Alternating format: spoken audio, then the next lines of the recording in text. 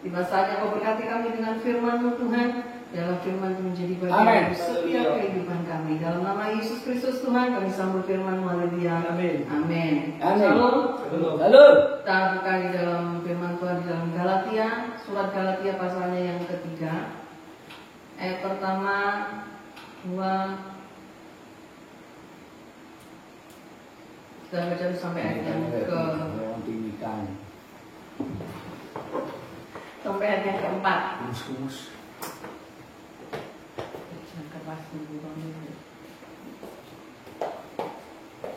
Galatia pasal 3 ayat 1 kita baca dulu sampai ayat yang keempat. 1, 2, 3.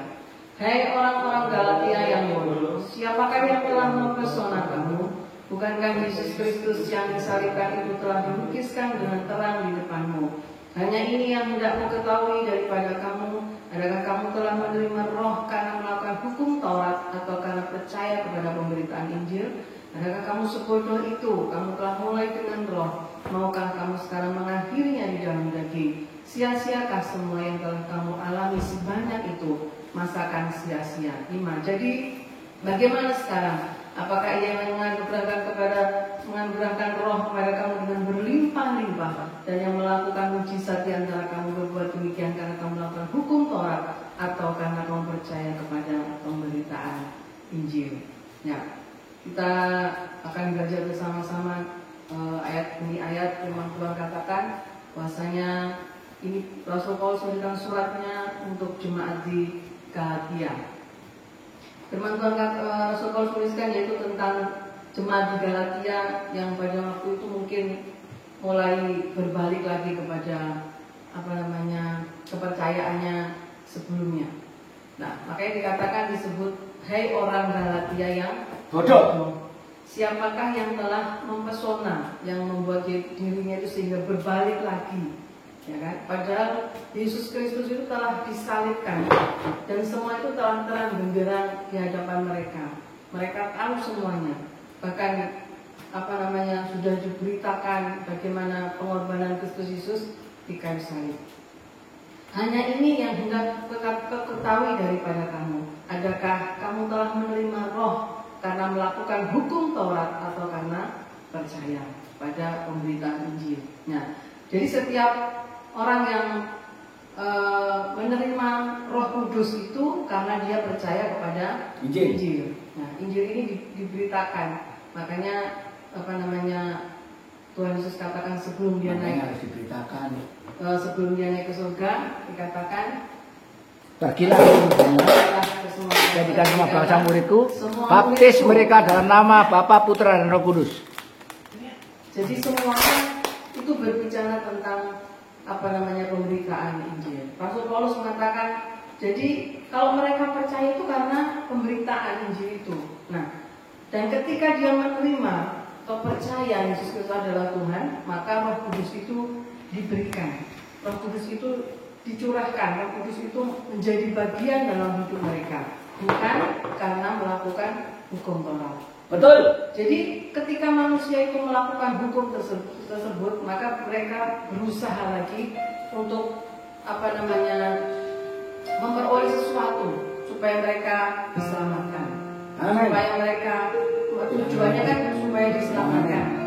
Tujuannya supaya mereka ini dibenarkan, supaya masuk surga, kan tujuannya begitu melakukan hukum tersebut. Tetapi firman Tuhan katakan Injil ini berbicara tentang kabar baik. Kalau percaya kepada Yesus Kristus, maka dia dibenarkan, maka diselamatkan, dipindahkan dari dalam gelap kepada terang yang ajaib. Nah, itu adalah firman Tuhan.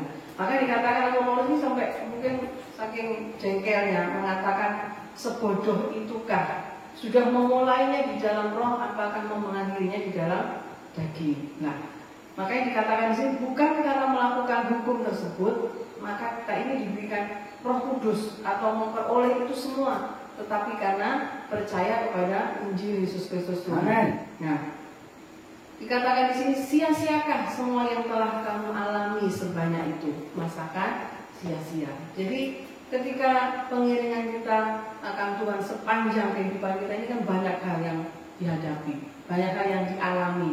Ya kan, ketika menghadapi masa-masa sulit, masa-masa sukar, di situ Tuhan menolong.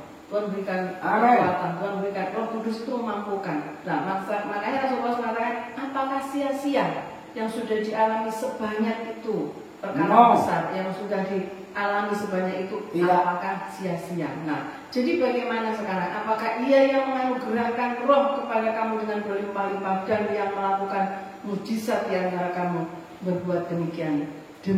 Demikian karena kamu melakukan hukum Taurat. Nah, jadi ini mulai berbalik lagi mungkin bahwa pada waktu itu orang-orang di Galatia. Jadi mereka mungkin kembali lagi untuk mereka percaya kepada atau melakukan hukum-hukum tersebut.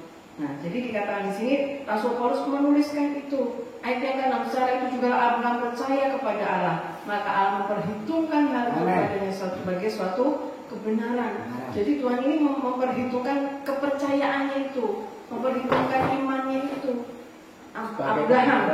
Abraham pada waktu itu di dalam perjanjian lama dikatakan itu saja Tuhan, maksudnya itu hal itu imannya Abraham itu loh, yang bukan percaya kepada Yesus Kristus saja diperhitungkan sebagai suatu kebenaran, apalagi iman kita kepada Yesus Kristus. Pasti diperhitungkan juga sebagai suatu kebenaran untuk memperoleh hidup yang kekal. Bahwa mereka yang hidup dari iman, maka mereka itulah anak-anak Abraham. Jadi iman kepada Injil, iman percaya kepada Yesus Kristus Tuhan. Bahwasanya Allah sudah memerdekakan kita, membebaskan kita. Banyak hal yang sudah dialami setiap orang yang percaya ini ketika di dalam perjalanan pengiringan kita akan Tuhan Yesus Kristus. Amin. Amin.